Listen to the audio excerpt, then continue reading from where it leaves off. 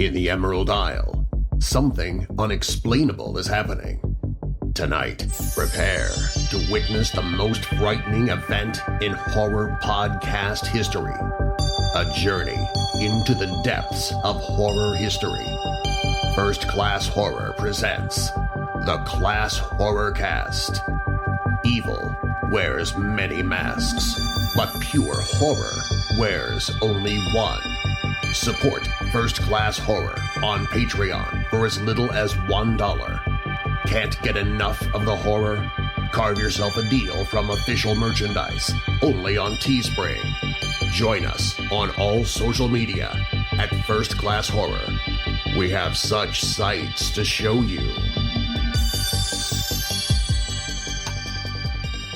Thomas Fenton is a screenwriter whose credits include I Spit on Your Grave 2, Saw 4, Chain Letter, Slate Review, Max Payne, and many more. While working relentlessly on undisclosed projects, Thomas found the time to write the Screenwriters Handbook, How to Write a Terrifying Screenplay in 10 Bloody Steps. Tom's 10-step approach shares a proven process for developing story ideas, characters, and dialogue. You'll learn the rule of three and how to build your own arsenal of horror to craft a terrifying screenplay. Throughout the book, Tom shares his wisdom in a no-bullshit way and gets straight to the point.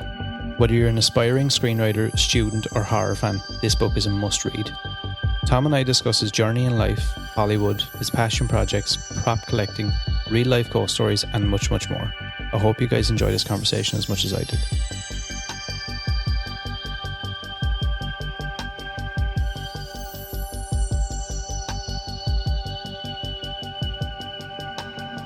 Yeah, I was watching, a lot of these people, there's a guy on YouTube named Bob Iger.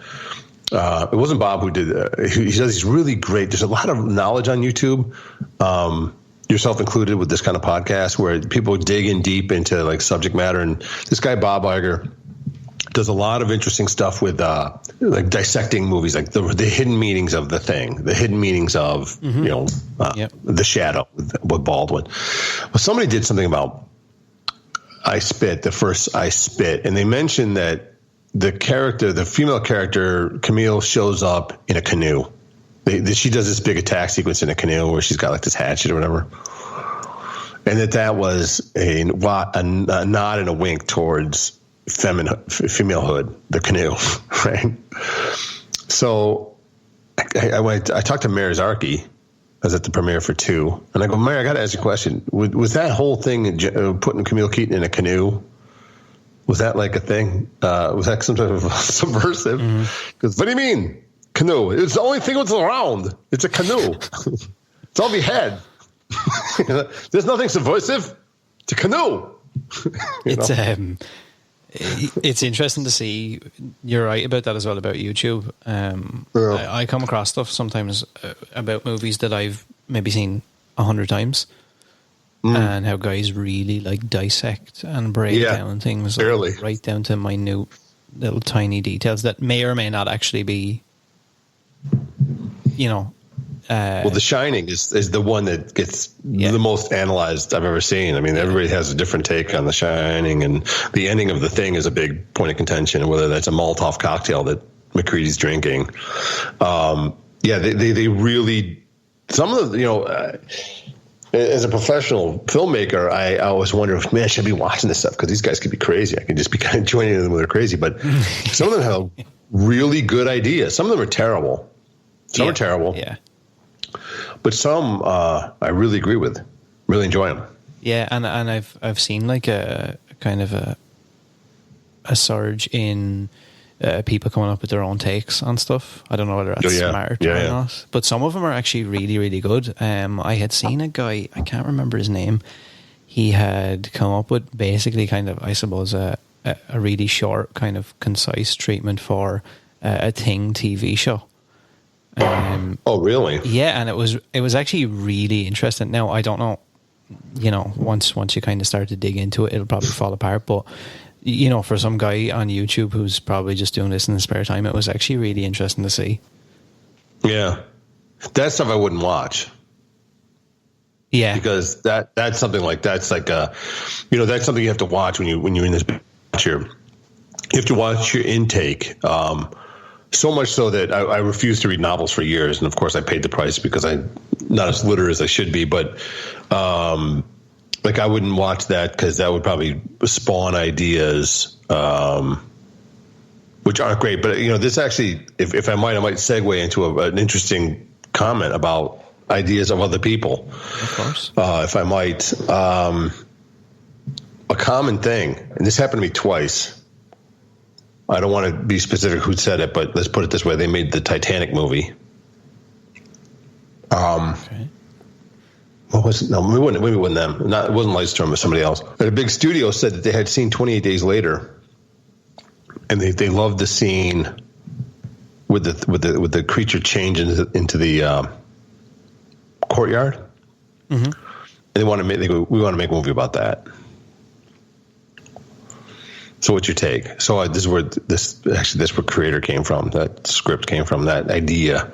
So oftentimes, seedlings will be placed, and I have to tell you this is, and you'll grow these seedlings into a mighty oak, hopefully, But my most famous ripoff story or seedling story is my Robert Evans. My first time I met with Robert Evans. Now Robert Evans, he made Rosemary's Baby. It's one of the quintessential horror films of all time. Evans made the most quintessential horror movie with Rosemary's Baby. He made the most quintessential gangster movie with The Godfather. He made the most quintessential spy movie with Marathon Man. Cowboy movie with Urban Cowboy. Love Story was a quintessential romance. He made one of each genre. But I had the opportunity, and I was talking to a friend of mine today, and I don't know how I got in Evans' orbit, but they had this idea for a movie called Phobia. And it was about a grimoire, a book, a tome. If you read it, your phobias come alive and kill you. Very simple, kind of like, this is, 05. So this is like, I Know What You Did Last Summer. Young cast, it's Freddie Prinze Jr. and Sarah Michelle Gellar, and we're off to the races, right? So I break my neck on this freaking pitch because I'm going to meet Robert Evans. And I really work hard on this bitch. And this was 15 years ago. I go to his house. It's a world famous house, Woodland. It's got this tennis court where Warren Beatty and Jack Nicholson and everyone in the world has been to. Mm-hmm. And I sit down at the kitchen table, and it's loaded with producers and people from Paramount. And I pitch this really well thought out movie called Phobia. And I've got my act breaks, and it's under 20 minutes, and it's really good. I think it's really good. It's got great deaths in it. Some woman, for instance, a woman's, has a bug problem, right? A bug phobia. So she's attacked by cockroaches. So and they crawl into her mouth. So she uses bug spray on herself and kill. But to the layperson, it looks as if she's committed suicide, but she hasn't tried to kill these bugs. Mm-hmm. So it's a big mystery, and there's cops on it and all that jazz. So I finished this bitch. I'm sitting next to Evans. Evans had just gotten a call from Sumner Redstone. I remember this. And Bob's brother had just passed away. Bob's brother produced Tootsie with Dustin Hoffman. And his brother had just passed, Charlie. And he went off to take the call, and so he comes back, and I finish the pitch, and I go, so what do you think? And Evans looks at me and goes, I would never watch that fucking movie. And I said, really? He goes, I hate it. I hate those kind of movies. Tell me something. And this is, by the way, this is my Evans impersonation. So what can we steal from Rosemary's Baby? And I go, you want me to steal from Rosemary's Baby? He goes, yeah, but it's a classic. What can we steal from it? I said, Bob, I usually don't steal from people sitting next to me. I wait for you to leave the room. And that got a little laugh. But that was it, man. That was the end of Phobia. That was it. I wasn't going to pursue that. If Evan's like, I'm never going to watch that fucking movie. I put the brakes on that. Yeah, the brakes were, man, the train derailed. Now, interestingly enough, just a little side note, my pet project for 20 years was a DeLorean biopic. John DeLorean. Oh, wow. About the car factory in Dunmurry. Yeah. Yeah. About how he came in and he started off as a shyster building this car company, and he brought kind of how they built a car company in the meadow between the Catholics and the Protestants, and kind of brought peace to the region for a bit, and how it kind of morphs into more than a car. It's more of pry with Catholics and Protestants working with it. And so we worked on that together, Bob and I, because his script from James Toback never showed up.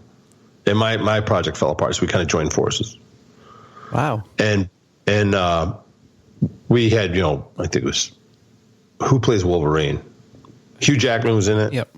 At one point, and then Kevin Spacey, just before Kevin Spacey exploded, was in it.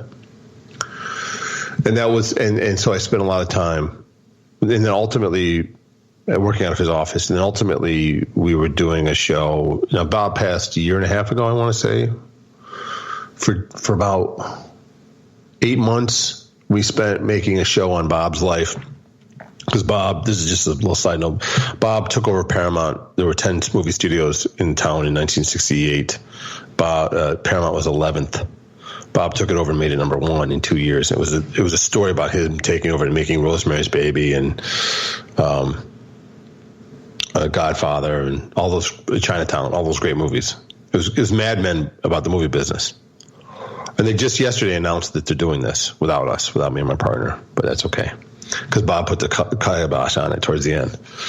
But even Bob knew a bad horror script when he heard it. That's all I'll say about that. He was a good guy. I like Bob. He was always very cool to me. He said, he'd go, "You're my favorite writer." I go, "And your favorite writer better than Bob Town, who won the Oscar or whatever?" "Oh yeah, Bob Town isn't talking to me anymore. I like you." Oh, great. Yeah, just from like some of the stuff I've read and whatever, he seems like quite a good guy considering. Yeah, he was always fond of talking about Steve McQueen and how Steve McQueen fucked him over. We'd always have these meetings in Bob's bedroom, and Steve McQueen sat in that very fucking chair. He walks up to me. He goes, "Evans, Allie cheated on me. What do I do about it?" Because Ally McGraw had left Bob for McQueen. Mm-hmm. So McQueen's asking Evans what he should do about it. Evans was like, I don't care what you do about it. It's not my problem. It was just a trip. It was a real trip. I loved Evans. A cool guy. Yeah, it was a cool guy. But it's a little off track, but it's still part of the movie business. I'm just looking at the cover again. So when did the book come about? Oh, the book. So the book. I was just looking at the cover here, and I'm actually curious to how that kind of. What's the date on the book? Was it 08? Was it 8? When was it? When did I come out with that? It was 18, right? Yeah. Does that have a date on it? Yeah, 18. Yeah, 18. What happened was the book happened because everyone. I had done a few talks at UCLA about screenwriting. And I'm about to do one at Missouri State. I'm supposed to teach at Missouri State if I can work it in the schedule.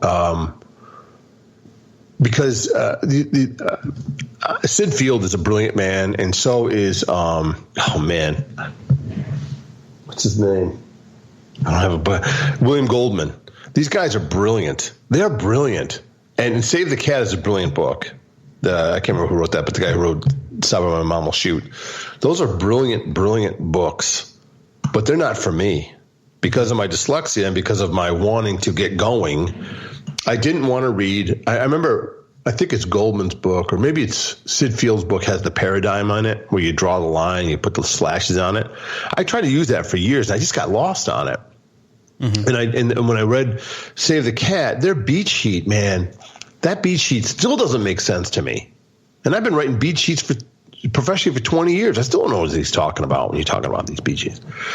So I didn't see anything that spoke to me as somebody who just wants to get going. I saw something that spoke to people that want to learn to read a big book and feel good about having a book on their bookshelf and come away with some knowledge, but nothing like a let's go, So my girlfriend at the time got a pamphlet. She signed up for something and got like a little pamphlet PDF from somebody on beauty tips or something like that. She goes, "Look at this. You should do this for like a book. Take what they're doing and kind of like just make it like write a little book." And I said, "Yeah, maybe." And we kind of blew it off. And because she was involved and she was the project manager, which means to say somebody's going to make me do my job. That's what that means. Or producer. We started sitting down and I just started writing and because I have a very, the book is written, the handbook is written specifically for as if you and I are sitting down having a cup of coffee and just shooting the shit and talking about how movies are written, really written, not written in a analytical sense, but written from a gut sense. And I wrote it. It took me like 3 or 4 weeks, and it probably shows because I know there's typos in there. I still can't get over that. I blew that whole T in Chinese. I wouldn't trade my dyslexia for all the T. It's supposed to be T in China. It's supposed to be T-E-E in China, not T in Chinese. I can't believe that happened, but that proofer didn't do a very good job, even though I claimed that it was proofed twice, and it still came out that bad. Gives it character. Yeah, does it? Thank you. Well, I've got a lot of character, man. If flaws are characters, I have nothing but character. But when then people really like it. Yeah. And it blows my mind, and I'm very happy because it's very honest. There's nothing in there that's bullshit. There's no. I agree. Like I have picked up several different books, maybe what I would have considered at the time of a similar style. And I just like the how would I explain it? Like it like I'm just a guy who likes movies who goes, I'd have a cool, like in my mind, obviously, I'm like maybe a little bit of a maybe a slight hobbyist about it. Or I'd be like, wouldn't it be cool if Michael Myers done X, Y, and Z? Or wouldn't it be cool if Laurie Strode X, whatever. Yeah. And this just piqued my interest, and I've read other books, and it's just, like you said, it's very analytical. It's very, sometimes the read comes across as if, well, here's how you're going to write a movie if you're an executive at Paramount. Yeah, right. Blah, blah, right, blah. And I'm like, right. I'm just a guy who likes movies a lot. And it's all talks mine. and lives movies. And that's exactly right. Yeah, and it's a really a breath of fresh air, because it does actually read exactly like hearing your voice now and talking to you. I kind of can match it up with the book, and I'm like, wow, that book reads exactly like this conversation in a way. right. Which is actually really nice. It's a really nice read, and I like the way it's not 500 pages with 450 pages of shit. Yeah, exactly. Yeah, and thank you for that. It's very kind of you to say. There's no. My friend Alan, my friend Dwight Little, who directed Halloween 4 and a bunch of other stuff. Mm-hmm. They taught me early on that there's no alchemy to this. There's no. You just have to sit down and do the work. You have to get good at it. Creativity is a muscle. The more you use it, the better you get at it. And if you don't use it, it'll atrophy. And it's important to make mistakes. It's important to get things written. And like I talk about in the book, that you got to get the first draft written. Mm-hmm. You just have to. You have to, no matter what, even if it's shit, because it won't be shit when it's rewritten. And writing's in the rewriting. And I've had a lot of people. They use it. They use the book. They don't use it anymore because the professor left, but they were using it in Chicago. There was a college in Chicago, Illinois, that was using it in their curriculum. There's Missouri's going to start using it in their curriculum. NYU has reached out to me a few times. I don't know if they're going to use it in their curriculum, but they like the book a lot. There's a bunch of professors that really like it. And these guys are analytical, which blows me away, because the book was written for guys like you that, because whenever, even now, man, I literally have piles of scripts. They're in my storage unit, but there's, 60 or 70 scripts of different versions of TV shows and pitches and movies and scripts and stuff. When I sit down, I'll start writing something tomorrow. As a matter of fact, I don't know how I'm going to do it. Yeah. I don't know how I'm going to fill this script with pages and words. How the hell do you do that? Even now I feel that way. So when I wrote the book, I wanted you to know that I feel the same way that you do. When you look at the blank page, I got to do 90 pages. Yeah, and it really does read like that. I have to say, like it does make it. Obviously, what you've managed to do in your life and career is not an easy feat, but it makes it. It breeds a bit of life, and you kind of think, a lot of people, for 99% of people, that will never go anywhere. But even to people who like to do that stuff, maybe as their pastime, or it's something that maybe in the future they'd like to try and make something of it. It's quite refreshing to see that it's not some like you said, there's no alchemy. It's not some bullshit like, you've got to do this and you've got to do that, and that's the only way. Well, again, thank you, kind words. It's like if a kid from Rochester who's dyslexic can do it, anybody can do it. And people always say, and the only difference between myself and somebody who just gets that book is that I can do it. A professional writer can do it multiple times, write multiple things at once, and do it over and over again. Because I'm a firm believer that everyone has like one really great story in them. Mm-hmm. At least one. I'm able to, because of practice, constant practice, I'm able to generate all kinds of different stories over and over again. Now, I have a certain toolbox that I'll be honest with you, man, got a little stale about 5 years ago. I always went back to the well for these certain devices. And and that was part of the book too, is because I had to go back and rethink how I was approaching screenplays. This is based, not that I'm comparing myself to Neil Peart, but Neil Peart was a drummer for Rush. Neil Peart died earlier this year. And Rush is my favorite group. And I've always try to play like Neil Peart, and I'm a firm believer if you can play two Rush songs proficiently, you can play any songs in the world, at least in the rock genre. But he in the mid-'90s, he stopped playing and went back to school and tried to relearn drumming. And this is the guy that's the best drummer in the world. So when I was hitting my toolbox over and over again and hitting this, like I hit the second act right on page 25. I hit my second act surprise. I hit my third act intro. I hit my spellbinding scene. I'm like, I got to shake things up a little bit because it's literally becoming stagnant. And that's where the book came from also, is because I had to relearn my own craft and go back to basics. And what the handbook has in it, which makes it unique, is it has the chapters at the end. You have like little exercises. Yeah, which is really cool and like, I think quite constructive, like realistic. Yeah. Which I like. And they're back, by the way, cutting the lawn. These guys, but they'll be gone in a minute. They, some people say it's too thin, that book, but I just think it's on point. It does what it wants to, and I really like that. I like. I'm kind of torn. I like the fact that it's quite concise and it's not. Because I do find a lot of times I've read a lot of books. I'm a big reader. And oh, yeah. Lucky you. It's just, no. Can I read? How long does it take you to read a book? Let's say an average. What's an average book? Like a Stephen King book.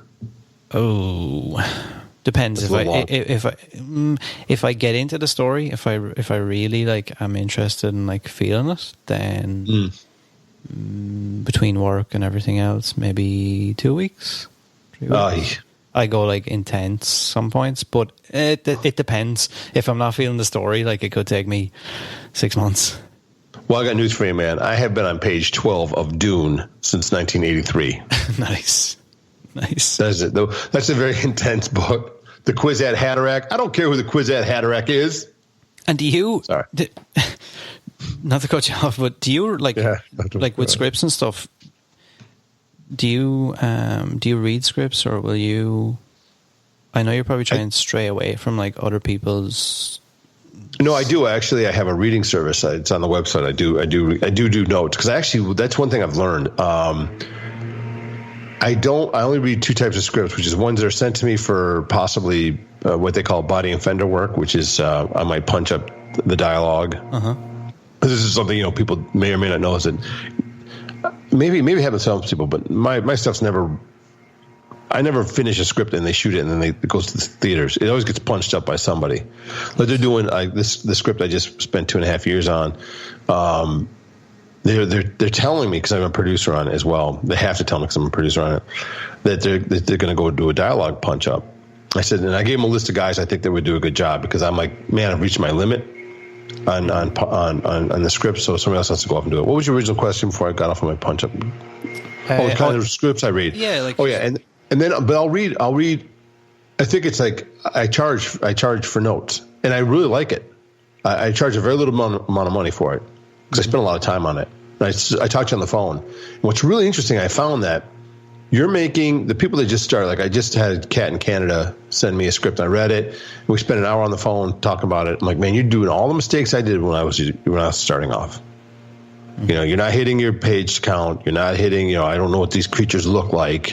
You're not spending enough time building the imagery for me. And I'm like, yeah, that's right. It's important to build the imagery because you got to always relearn your process. It's a fluid instrument. You got to keep it fresh. I was just going to ask, would you ever write another book or? If I have something else to say, I will. The movie I'm making now might have a book because it's very, again, I hate to keep teasing like this, but it's a very famous story. And I'll tell you offline, but I can't tell you now. Yeah, of course. And because we have this, there's a lot of research that goes along with it. So the answer to your question is yes, if I have something else to say. Yeah. And is that something that you would, like putting that aside, is that something you'd like to do? Or do you think you'd only really think about it if the idea comes into your mind? For the book? Yeah, like is it something that you would say, oh yeah, in the future I do want to do that again? Or does it have to happen? The only thing I think the thing that hasn't been covered is how to like function as a writer. Because that's how to get up and running. Yeah. Right? Screenwriters Handbook. But now it's like, how do I take meetings? How do I do takes? How do I do pitches? How do I pitch? Pitching is an art. Yeah. Pitching is a real art. How do I deal with managers, agents? Yeah, because I guess there's a lot of pitfalls there as well, like of just living your life. Even like, let's say you move to LA or whatever, there's probably a lot of things that you could probably advise against or for. Oh yeah. That you may or may not have done. It's a giant flytrap. This is the Venus flytrap of worlds, LA, and because it's really easy to put all your chickens in one basket or eggs in one basket rather, and like I've done numerous times, numerous times. Again, going back to that podcast of best movies never made or whatever. They must have thousands of guests lined up because that's more than likely what's going to happen, and you can look at it as a giant waste of time. I for 6 months I spent driving to Santa Monica to work up a pitch for James Cameron for a film called Gods of the Deep, which was it was right before. Let's see what was before. It was before Avatar. He had done Titanic. Titanic was a huge hit. Fox was going to greenlight anything. I got a call from Greg Frankovic, who ran his company with John Landau, and they said, "What do you have that's like low budget, like $70 million underwater 3D?" And I go, oh man, I put the phone near the phone book and I started making. I'm like, I got all these notes, man. I'll be in Monday. We'll talk about it. So I went in and I pitched him something called Gods of the Deep, which was kind of like aliens with sea serpents, right? An underwater observatory. And I dealt with it. It had like a Ripley-esque character, and it had all these like Marines that show up, and these sea serpents are broken open from a Jurassic ocean, and really big, expensive underwater thing. And I kept driving down to Santa Monica, and I'm broke. This is 02, 03. I'm starting my career. I'm broke. I'm borrowing money for gas. I'm going down there and meeting at Lightstone. I'm getting as many free lunches as I can off of them. I turned to my friend Ed Stone, who had written Happy Texas and a bunch of other stuff, and Little Green Men for Steven Spielberg. I said, man, I think I'm being taken advantage of. I think Cameron's got me coming up down driving from Hollywood to Santa Monica every Wednesday. He goes, yeah, you are being taken advantage of, but James Cameron's taking advantage of you. So that's just part of Hollywood. That's how that works. How it works, because you can either be taken advantage of by the guy that has his office at Starbucks, who wrote 4 episodes of Dukes of Hazzard in 1972 when the original cast left and the cousins showed up. That's a terribly American reference, or you can write things for James Cameron that just had made Titanic. So you do that a lot, and that's a pitfall. But it's a necessary pitfall because even though that script didn't go, that pitch didn't go because Jim didn't like that's a whole other story. What happened with that script? But I learned a lot from it. I learned how to deliver, deliverables, how to write, because pages are the biggest. For me, they were very terrible. It was very hard to write. My saying with pages is I could write you the screenplay faster than I can write you the pages. I'd much rather write you a 90-page screenplay than I would 6 pages. because prose I find very challenging. I'm a little bit better at it now than I was back then, but it was very challenging. But every chance, every opportunity, be it with James Cameron or I did something with Dean Devlin called Sanctity, and Jason Clarke from Orville, and I did. Yeah, and there was a couple of things I did with Jason Clarke, who I adore. You're better at your craft. Now, if you can you can somehow keep yourself in waffles while this is all going on, you're great. But there's so much legwork, and this is why living in LA is really important. That might have changed now with COVID, but I got all these jobs because I happen to be in town. Yeah, that's what I was going to ask. I guess other than everybody going to Amazon is probably the easiest place for most people, and searching for Screenwriters Handbook by Thomas Fenton and buying that. Other than that, like what advice would you give to, I guess, the common guy who? Because I always wonder is the question: do you need to be in LA or do you need to be in? What if you're not? This business revolves around relationships, and it's hard to have a deep relationship to a closed industry from afar. Yeah. Because I remember when I first got signed in '96, I wrote a script called Mind Spy. It was about telekinetic secret agents. I was like in my early 20s, and I queried back then. You would send letters out, including a postcard for them to return, and I sent out 4 queries, and 3 agents wanted to meet me. Burzon and AFH Management. I still remember the agencies. And I came out here on a trip, and I met with them. And they said, great, we'll rep you. We love your script. You're young at the time, but keep writing more stuff because we need 5 scripts from you. We need 5 scripts in the wheelhouse that you've decided. And Mind Spy was, in the 90s, I was big into action. My first movie, Striking Point's a big, like, kind of a ripoff of Lethal Weapon and Die Hard, kind of combined. I was a big John Woo fan. Lots of guns, lots of violence, blowing people up and stuff. And so that was my wheelhouse at the time. I would later pivot and go into horror because I love Halloween. I love, Amityville Horror. But you have to have multiple guns in your multiple bullets in your bandolero, because you can't just have one script. There's always because they're not going to be interested in repping you. It might be a brilliant script and it might sell, but there's no career there because you have to have more stuff to sell and you have to be able to talk to people. And when I was I remember talking to my agent, I had written an Alien 3 treatment. No, the Alien 3 had come out, so I wrote a 4, which dealt with the characters of Ash and Bishop. This is my elevator pitch for Alien 4. Ash was head of sciences, and these aren't the androids, these are the real guys. Mm-hmm. And Bishop was the head of bioweapons division. They had decided they had built this gigantic ship called the Mayflower, and they were going to go to LV-426 and pick this ship up that's left over from the explosion after 2 and bring it back to Earth intact as best they could, because they weren't going to go in it because it's too dangerous to go in it. They're going to bring it back. They're going to do all this stuff en route. They're going to do all this scientific shit en route. And they have this giant ship, and they lift up the alien ship, and they're headed back. And of course, something goes awry. The aliens get out, and there's a civil war between these 2 factions, because one faction wants to control it, which is the bioweapons people. One faction, the scientists, want to get rid of it. Okay. And there's this big battle, and the ship gets out of control. It's headed towards Earth, and it's got aliens crawling all over it. And it's like this, just a meteor of death coming at Earth. And that was my pitch. And I said I turned to my agent at the time. I said, his name was Sherry, I think. And no, was it Sherry? I can't remember her name. I said, I have this idea for Alien. She goes, you live in Cleveland. You haven't written any scripts. You're not going to get that job. I said, okay. But I go, if I lived here, would I get that job? She goes, you might. Because you might meet with Brandywine. They might really like that idea. Because you have to live here. And you also have to pay your dues, I think. Again, this might change because of COVID.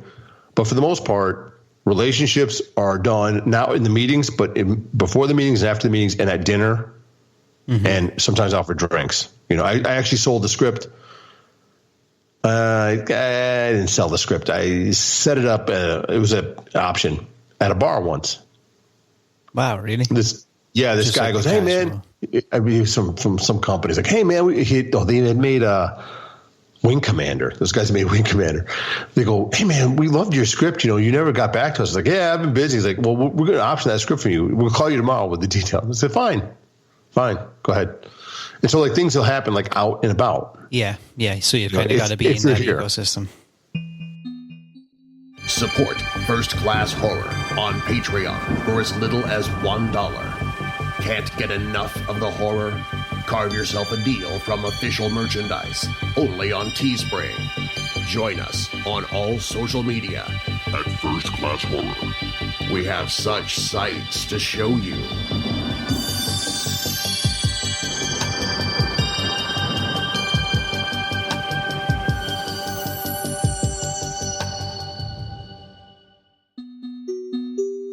I had put the feelers out for like questions and stuff on a Discord server that I run, and a lot of people asked that question. They were like, "Yeah, can I be successful at all outside of LA, or obviously other than following some of the steps in the book? How do I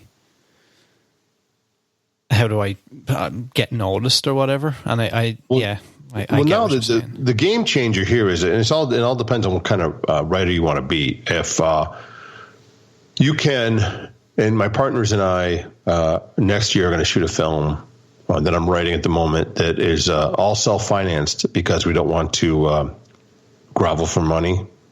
We want to make the movie we want to make. We can self-distribute a film, which is unheard of now, through Film Hub or through Amazon Direct. Mm-hmm. Now, if you want to, you can. There's guys that make like coin doing this. They shoot these. We're shooting a little bit better movie than these guys are shooting, but these people shoot, a couple documentaries for $20,000 and put them up and make $50,000 off them. Yeah, you can do that. But if you want to you want a more traditional relationship, I think you have to be here. But at the same time, I'll tell you, man, coming up in the '90s when I was first breaking or trying to get a career going, you had to do Sundance, you had to do Slam Dance, you had to go to MIPCOM and MeFed and AFM to get a film out. Now, man, I can sit here at my desk and release a film. If I got good poster art and I got a good trailer and I got a good social media presence, I could do some business. So if you want to do that, you can do that from anywhere. Yeah. I see that happen a lot with shorts. Guys film like I guess what will be a teaser. What's the guy's name? Is it David Sandberg? Yeah. He done the Lights Out short, and then that became a movie. Didn't James Wan get involved? And who started that? James Wan started that when he just the Saw short. Yeah. But it kind of goes to show that it can work in some instances. You can get there, and then you've got I think Adam Green, who done Hatchet and Frozen and a couple of other movies. Yeah, absolutely. A lot of his stuff is, I guess, indie, if that's what you want to call it. So I suppose there's probably room there for people, but I do think what you're saying, for the most part, you've got to kind of be in that ecosystem to build. I think so. Yeah. And all you did was ask me if I this is typical me. You asked me if you need to be in LA, and I ended up pitching you Alien 4. So this is how I answer questions. But there's more opportunity now, but there's also more voices now. It's kind of like what happened in the music scene in the 90s, right? You had all the record labels kind of controlled everything, but now then you can release your own records on the internet, and now everyone has their own voice, and they're all screaming at the same time in the same room. So it gets noisy. Yeah. To rise above that cacophony is a challenge, and you can do it two ways. You can do it yourself and learn marketing and learn how to, and this is all learnable. I mean, you can, or you can kind of come here, plug yourself in the system, and get a job on a TV show. Mm-hmm. Right, and write a TV show for a while and become a showrunner, or you could write a feature film and get it sold, and more traditional routes. But there's more opportunity now than ever. But I don't know what COVID's going to do to all that. I mean, as we've been talking, there's a Hollywood Reporter just flashed that filmmakers warned Congress that movie theaters face extinction. So I don't know what that means. Yeah, the impact of this whole COVID thing is going to be interesting to see for a lot of areas, and I suppose especially filmmaking and just movie theaters in general. I really hope we don't see that die out completely. Oh, me neither, because that's an experience. That's one of the great reasons that I like to work in horror films, because you go to the theater with people, and horror films are a community experience. And any good movie's a community experience. Star Wars, good Star Wars, not the new shit, but the old stuff, the 70s, 80s stuff. That was, you sit there and screaming and yelling, man, when Luke finally, blows up the Death Star. Yeah, it's true. It's a communal experience. This is, which tracks because, social media has not brought us together. I think a lot of it's pushed us apart. Communication is much easier, but at the same time, I mean, it's great that I could talk to you. You're in Ireland and I'm in Laguna, but social media has definitely driven a wedge in society, what I would consider society. Yeah, 100%. And it's yeah, I definitely agree with the movie theater thing. Like, we've even seen it here. Like, there's been a huge downturn in a lot of places in Ireland. Like, I guess the movie theater is like kind of the only thing to do, unless you're going to go into one of the cities and stuff where you've got other things going on. But like, that kind of becomes everybody's weekend. Yeah. And especially when you've got a new big movie. Sure. Like I was saying, like Saw, for example, or whatever, that was like, you're going to take your date there. You might go again the following week with some friends. I remember when My Bloody Valentine 3D, I think, we had just gotten. It was actually in Wexford. It was the first 3D cinema screen in Ireland, and that was the first movie that they got in 3D. Okay. And like, I think I went to see that like 12, 13 times. Is that Stuart Handler directed that? Yeah. You did, right? Every time that I went, it was like jam-packed. Really? And like, now, I love that movie. I can see why a lot of people may or may not like it. But just like you said, it's an experience. Like, it's more than just sitting in front of a screen. Yeah, yeah. Brain dead and just kind of watching a movie. And it's going to be, I wouldn't like to see that go away. I don't want it becomes like like you have the last blockbuster in like Bend, Oregon, or somewhere like that. Yeah, you sound like a younger cat, but man, to me, in the 90s, we're all about going to Blockbuster and shopping for a film off of box art. Oh yeah, me too. Like, I remember being young with my grandparents, and my granddad would always be the horror movie guy. I think that's how I ended up. But our version of Blockbuster would have been, it was like I think like an Irish franchise of Blockbuster called Movie Magic, but no, it was the exact same. Everything looked exactly the same. It was blue and yellow. Okay. And I just remember, and like, it seemed like everybody done that. You just shop movies from cool cover art.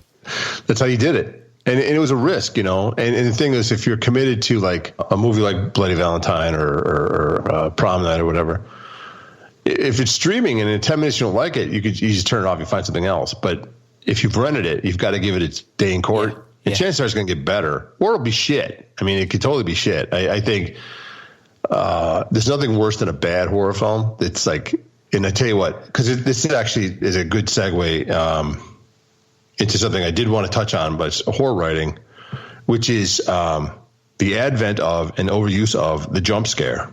Mm-hmm. And also the loss of and uninterest in creating characters prior to the jump scares. If you one great example of this is, I might be putting myself on a limb here, but the two Poltergeist movies that have been made, not the second one and not the third one, but the original 80. I have to look at my poster on the wall. I don't know, it's 80, I think. I have one of the original posters over here, which is awesome. 80 or 82?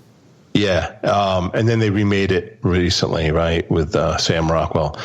If you look at those two films and compare them, you find one to be a bright family. Nothing happens to that family spooky. Well, maybe the beginning's a little spooky, but nothing at all happens till page 25. It's about them living their lives. You know, the little girl is woken up and walked downstairs and talked to the telly, and that's fine. And the clown kind of creeps the kid out, and the tree kind of creeps the kid out, but nothing's happened yet. 20 minutes. We've seen them watch a football game, and we've seen Diane, you know, make breakfast. We saw the chairs and, you know, the sliding bit in the kitchen.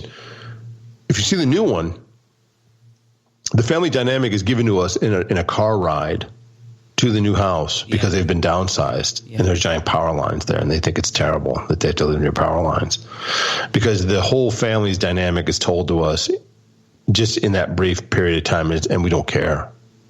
Yeah, we don't care about I really wanted to like that movie, and I just I didn't want to like it. So this is why I kind of put myself on a ridge, because I only saw it once and I hated it because it was very dark.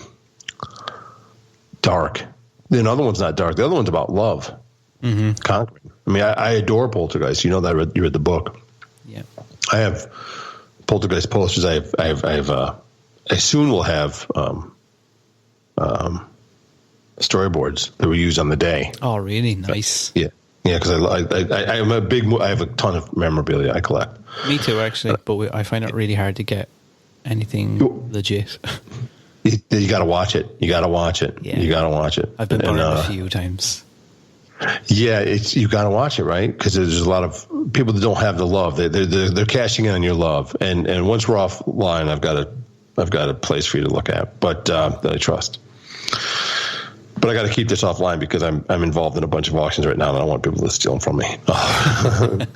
But character development is something that's really hit the skids, you know, because you'll have, and the jump scare. There's actually, we talked about these videos online that Bob Iger does, but there's one about jump scares, and it's really well done, like how not to do a jump scare, and it's showing all the movies that are made today where the friend shows up with the light underneath their chin screaming, and like there's a big sting of music, and that's the jump scare, and that doesn't work because it alleviates attention. And they show you how Carpenter used to do it, which was not a jump scare where Sam Loomis just spooked and turns around quick when the sheriff is there, but it doesn't release the tension. The tension is still there.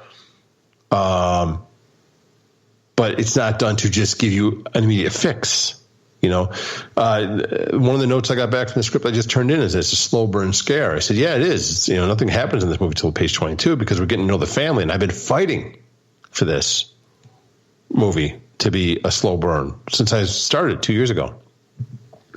Because everyone wants to get to the blood immediately. And that's not scary. If you don't, somebody reached out to me the other day and said, boy, I like the new horror movies. These like Heredity is great. It's like a new kind of horror film. I go, what kind of horror film was that? He goes, it was dramatic horror film. I said, man, I got news for you. All horror films, good ones, are dramatic. Mm-hmm. They have to have drama in them. You have to like the people, because if you don't like the people, you don't care about the conflict. If you don't care about the conflict, you don't care about the people. You don't care about the ramifications of the conflict. Yeah. You have to like it all. I don't. I really like slasher movies. Good and bad ones. Bad ones are good to me. But some are a lot of fun. Yeah, and I watch them. Yeah, like I watch them with the intent of knowing like that this is like I love Leprechaun, for example. I don't really expect. I kind of just want a set of characters so the Leprechaun can kill them in cool ways. Well, by the way, that's very Irish of you. I know, right? I don't know why I jumped to that. But yeah, it kind of it sucks when you see things where they remake something like Poltergeist, or they take one of these, like in my mind, like a classic movie and bring it back, but make it like some weird, shitty, like teen kind of modern day. Oh well, look, demographics show that kids love fucking blood, so now Poltergeist has lots of blood. Or, you know, like I don't know. It's just a bizarre. It's odd to see, and it's happened, I think, way too many times. But the problem is the box office then backs these things up. They do. More and more. Yeah, like, you know, I didn't see the Fantasy Island thing they just made. Yeah, I seen it. Was it any good?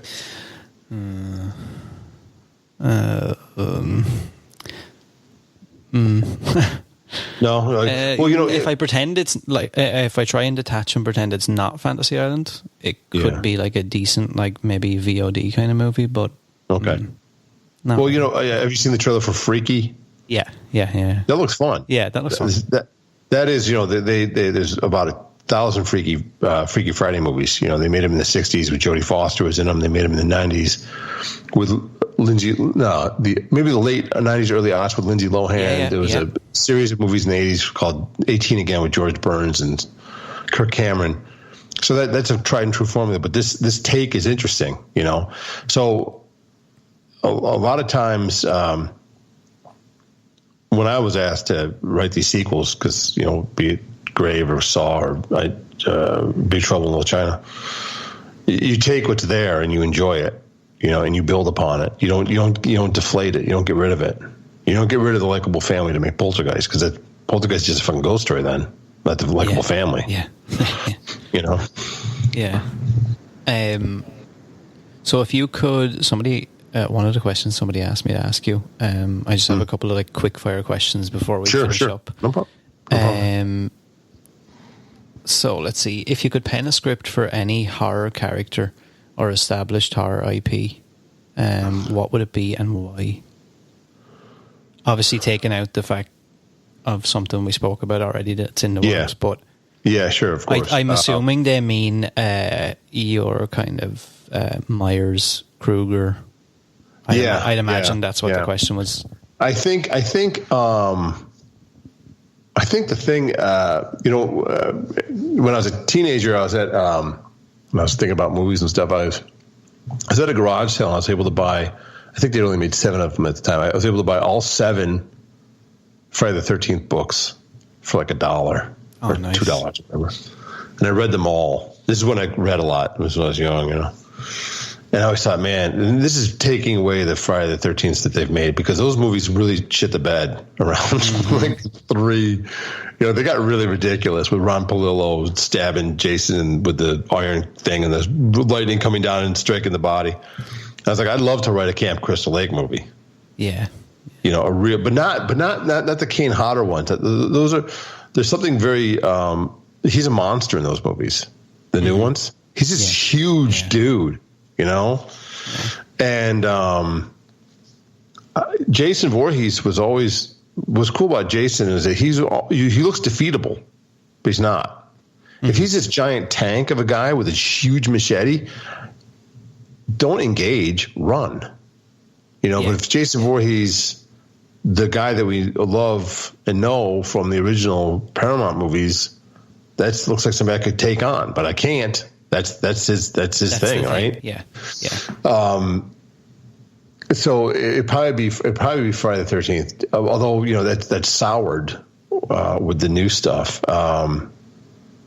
But I guess that's my answer. I'd love to come up with something more clever than that, but that's all I have at the moment. Yeah, I seen that they're possibly doing another Friday the 13th now.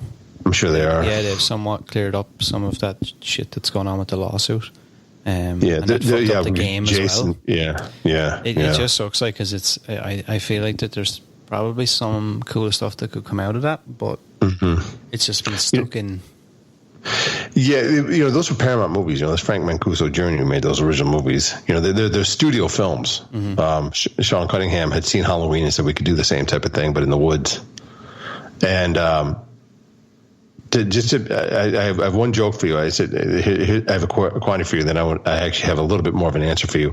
The quandary is this: who would win in a fight in trademark skills? This is a question for you: Michael Myers or Jason Voorhees, and why? I think this might be in the book. I might have asked this in the book.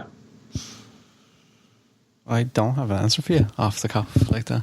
Well, do you want to hear the answer? Yeah, I think the answer. The answer is Michael Myers, and the reason why is because he can drive a car, and Jason Voorhees is a mama's boy. That's a kind of stupid in joke. The last answer quick, because I was remember this as I looked at my Poltergeist poster here. There was last summer. My friend works for the Russo brothers. The Russos were going to make Poltergeist. I actually had a way to do this again, which was Carol Ann grown up and having a daughter, and have her being haunted by what happened to her when she was taken through the telly. Nice. So that was. But I tell you what, then I saw the Exorcist TV show They did a good job with that. I don't know if you saw that, but that was that's really good. I like that. But that's the answer to your question. I wouldn't mind Jason Voorhees, or if I had to, I would tackle Poltergeist, but in a completely. I do it much more like Tobe Hooper did it. Mm-hmm. Yeah. Okay, so the last question I had gotten was, and obviously we probably can't do any of this. Somebody asked about upcoming projects or things that you may or may not be involved in. Well, I'd love to say this, but I can't. I don't think there's probably nothing there. Oh yeah, I actually messaged that person back and was like, I don't think anybody's probably going to be able to reveal anything, especially now during COVID where nothing's really going on. Obviously, background work. Stagnant. But yeah. I have to pass on that. There's. So where should people keep an eye out then for stuff coming from you? I have a public Instagram which I'll post stuff about the movies coming up. Mm-hmm. But I don't do much on my website for the book because that's pretty much just for the book. But Instagram is always a good place to find me at Thomas Fenton _Insta. I always post stuff about stuff I'm working on there, and you can always, if you read the book, as you know, you can always reach out to me and ask me questions about scripts that you're working on, or whatever. And I'm happy to try to help. The book is called The Screenwriters Handbook. Yep. I got it through Amazon. Can you buy it directly through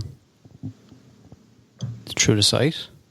No, you go through Amazon, but it is available in continental USA bookstores everywhere through Ingram Spark. So it's everywhere. I think it's overseas as well. Clearly our book sales have dropped off to zip, except for Amazon. But Amazon's a primary way to go. And I think I might have actually seen it in HMV, possibly in Ireland and the UK. Have you? What's HMV? HMV is like it would be like our. It's like Best Buy / Oh yeah, probably Barnes and Nobles, kind of. It's like a bookstore / video store kind of thing. Yeah, I think I seen somebody post online that. Okay, that's cool. I'm glad. I'm glad you liked the book. I'm glad you read it. And I really enjoyed it. And like I said, maybe it's like a selfish thing or maybe a greedy thing. Like I would like to see more. Like I really like the way it's to the point. Like for anyone who's looking for something like that, it is exactly what it says it is. It is like a writer's handbook. No filler, no bullshit. I'm glad you liked it, man. That's really great. Yeah, like I've got so many books on shelves, and like even books that are not specifically for that, but just like a lot of nothing just to fill a book. Yeah, it's a really good read. Not stupidly priced. I feel like it's one of those hidden gems. I actually can't remember how I originally came across it. I think. Was there an advert? Because they ran a lot of ads. I mean, because we sell that. That's my imprint. This one of the reasons that book came about is because I was tired of handing over my material to publishers and not getting money certainly, but not because I have profit sharing and everything I do.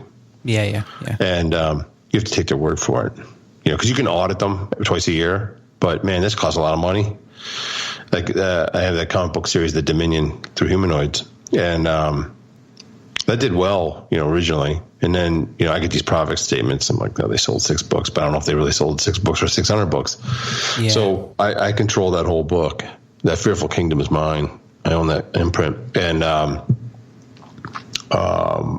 was very satisfying. This goes back to publishing your own film now, isn't that? Because you sign a distribution deal, you sign a marketing cap or a non-marketing cap, and so they can spend if you say that they can spend $50,000 of your money to distribute your film, they're going to spend $50,000 of your money to distribute your film, even though they only spent 10. Yeah. Yeah. I've heard some sour stories about stuff like that. Well, a lot of them. Actually, I was talking to. I think he's quite public with it. I'm assuming you've seen the Purge movies. Oh yeah, sure. Now this is kind of a different thing, obviously, because it's a completely different kind of aspect of the filmmaking business. The Purge Anarchy, the second one. There's a guy who rides a skateboard. He's a coloured guy. He has a white face paint with a black cross on his forehead. And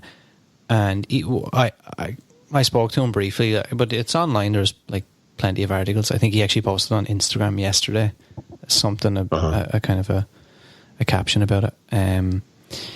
He was brought on board, and he was this character, and he's just your generic kind of slasher character guy. Signs a really shitty contract, gets paid for whatever work, and then that's it. Signs a load of paperwork, doesn't really think about it ever again, and then notices himself as the artwork for all the billboards, all the posters, all the subway posters, everything everywhere. And I think he might have actually went back and tried to find out about it, but I think at that point, whatever way the deal was signed, it was like, there's no way that because those contracts, they're in perpetuity contracts, and then they're all exclusive contracts. Early in my career, I signed those all the time, and because you need a deal, because like the idea is that work gets work, you know. And I'm sure he'll benefit from it because that's me. Is he wearing a mask? Is he the guy? No, it's face paint. Okay, so you could. I know this dude. Yeah, so he can say that's me. So he can probably get work out of it. But at the same time, Blumhouse and those dudes and Twisted, they pay you some money, they use you, man. Like you get. That's how the world works. Yeah. It's not it's not terrible. I mean, I'm sure the dude can benefit from it. I know I benefited from my, because I don't get money from Saw I get some money, but I don't get like a ton of it. But it's Saw, so I could benefit from it. Yeah, true. Well, I appreciate the long conversation. I didn't expect to take up so much of your time. It's been like 6 months in the offing, isn't it? It's been right. Yeah, it has actually. Last week, I had a much shorter interview with you last week because it wasn't last week. I had my date screwed up. But no, it's always fun to talk about this stuff because my wife's sick of hearing me talk about it. And I feel your pain. I know, right? That's actually a final question, and then I will let you go. That was a question I actually had personally. Like, as somebody who's like yourself, who's like super creative and like, I guess interested in something that I don't want to call it like it's morbid. Yeah, and it's it's not your run of the mill 9-to-5 job. How do you structure life around that? Well, that's a great question because there's two ways to do it.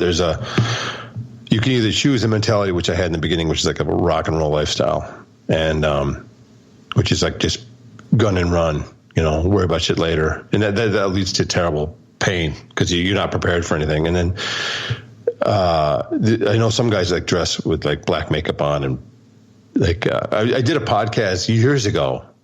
Gray Drake is who I adore. Is a CNN correspondent now. She was a big international film critic, but she had a little podcast like years ago, and I met Gray, and I was on her podcast. It was called Popcorn Mafia, and Joey Coco Diaz was her co-host, who's on Joe Rogan now. Yeah.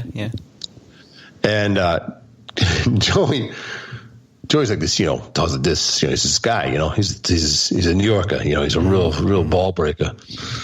And he goes, you did Saw? I was like, yeah, I worked on Saw. I worked on a few of them, and I'm credited on 4. He goes, oh, Jesus. Thought you'd be like a crazy person, like you'd kill me or something. Like, no, man, just a writer, And she says he was starstruck. I don't think he was starstruck, but you approach this like a job. Now, fortunately, I'm my second marriage here. My wife now is a farmer. I'm a flower, right? Because you can't really have two flowers. You can't have two farmers. But she's also very creative. She's in marketing, so she's very creative too. And I'm also very. I can also not be I don't need to be the center of attention all the time because I'm a writer. I'm not an actor. But you have to approach this like a job. This is, you can live it. You can walk around with face paint on and stuff and be all dark and mean and stuff and like Tim Burton-y, or you can just be like, yeah, it's my gig, and people go, I remember my neighbor a long time was a dude named Ian Harding, who's an actor who's on Pretty Little Lies for years. He's on CBS. He'd always come up to me and go, man, I tell people you're my neighbor, man. They go, why would you even go to that dude's house? Aren't you going to end up getting killed? It's like, no, he's the nicest guy. He's very chill. My wife now, my girlfriend then, didn't want to spend the night at my house the first time.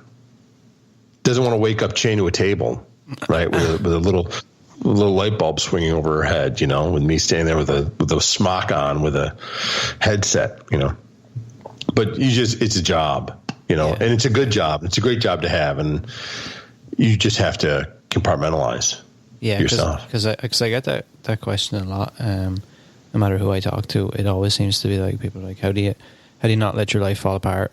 How do you not break up relationships or marriages or just continue to fuck everything up? Yeah, because the life can get to you. Because this is the one thing I'll leave you with. There's nothing in the world you can drink to make you a better writer. Mm-hmm. There's nothing in the world you can snort that makes you a better writer. You're the best writer alone without that stuff, right? That's what's killed. That's what destroyed my life back then. That's what drove everybody away from me back in the early Saw days. Because I thought that being creative meant you had to be destructive to yourself, not only to your writing, because they always say when you're a writer, be prepared to kill your children. You shouldn't have to kill yourself, though. Hemingway, it didn't work out for Hemingway. It didn't work out for Hunter S. Thompson. Mm-hmm. Those dudes killed themselves, Yeah. So you have to treat it like a job. You have to treat it like it's not your reality. It's a reality you live in. It's not the only thing I do. I don't just always write horror movies. I also enjoy taking walks. I'm somebody outside of this. Yeah. I'm a big Battlestar Galactica fan, like the OG one. Like that's my dream gig, actually. If you want to go back and like out of the horror genre, if I could write Battlestar Galactica, I'd be effing thrilled because I adore that show from back in the day. But you just have to be healthy about it. Try to leave, just not be that guy all the time, I think is important. Yeah. I think sometimes people get like, what do they call it? Analysis paralysis. And you feel like if you're not absolutely constantly on the game, and that's what LA does to you, though. Yeah. You're always, ready to meet or greet somebody. Yeah. And especially if you're face famous, like if you're an actor or whatever, you have to be ready for walking. Somebody to ask you questions or whatever. I'm not face famous. I'm not famous, but people know the stuff I've worked on, and they might be interested if they find that out, but they don't find that out until I tell them. Yeah. Or I've been recognized I think 3 times in my life, and that was during the height of Saw when all those articles were out and stuff. Yeah. But how you're like a dear friend of mine, a guy named Chesney Hawkes, who you may or may not know of. He had a big hit in the 90s called One and Only, written by Nick Kershaw, who's a pop star in England. That dude was famous when he was 17. He had like Beatlemania when he was 17. He survived that, I don't know. And he's a lovely family man. He still creates and stuff. He's a good friend. I directed his last video. And he's, I think you just got to find that balance, right? Yeah. Yeah, it's a weird one. It's strange. I think it'll be even stranger now, especially in the world we live in. People are closed off. Very. It'll be weird very. if the world does go back to normal, how people will reintroduce themselves. Yeah. Well, I think they will. I think there'll be a vaccine, for this thing. And I hope we've learned a lesson from it. We'll see. We in the U.S. are paying a large price for it because of our lack of leadership at the top. They're just in denial for about everything, and everything's rosy when it's not. But how's Ireland faring anyway? Something similar. We had our peak back in like April, May, and we went into complete nationwide lockdown. Everything kind of started to like single-digit cases. Okay. And then things got good, so we decided to reopen everything super quick, send kids back to school, open everything, open the pubs, and now we're back like for a small, on the way to being closed down. So like the capital is on lockdown. Some of the areas are on lockdown. Like it's done like on a county by county. Yeah. But like as it stands now, like we have a super small population. Right. Is it older population? You guys see, America has a lot of obese folks that really obese. Yeah. And the COVID's not going to help that. You know, it kills you if you're obese.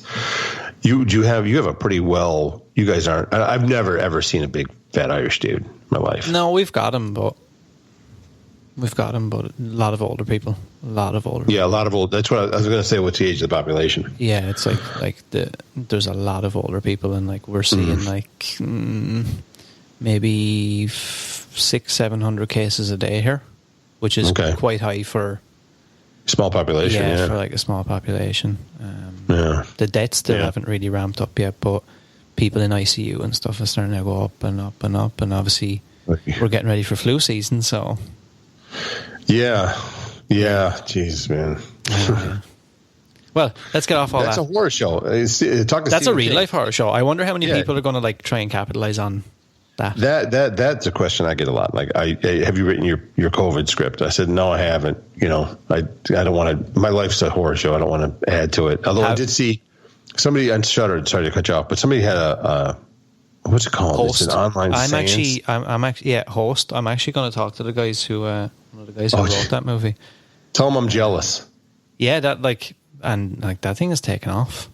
Yeah, I'm really jealous. I was talking to my partner. No, I just love the pitch. The online seance goes awry. I'm like, oh damn, I should have thought of that. I watched it recently. It's quite good. Is it good? It's only like 56 minutes long. I'll check it out. It's like Unfriended and stuff. It's a cool idea. I feel. Yeah, and there's something to tell these guys. You know, I was having meetings on an internet horror movie since like MySpace was a thing, man. I met with MTV in like 2002 going, what's the MySpace version of a horror movie? And that's where Chain Letter came from. Mm-hmm. Right? Yeah. And it's never been done well. But I think they did a really good job. And I'm going to check it out and tell them I'm jealous, and good for them. Yeah, I will. They're actually, I think they signed a deal with Blumhouse. Oh, they did? Yeah, they did. For 2 pictures or something like that. Good for them. Yeah. Well, look, I'm going to leave all the links everywhere. They'll be all over my Twitter, Instagram, everywhere. I'll leave the links to the Amazon page, the website for the book, and there is the email address in the book still active? Yes, absolutely. Yeah, absolutely. I'll put that in there on your Instagram account. Okay. I appreciate it, man. Thanks, you. Thanks, man. It's good to talk to you.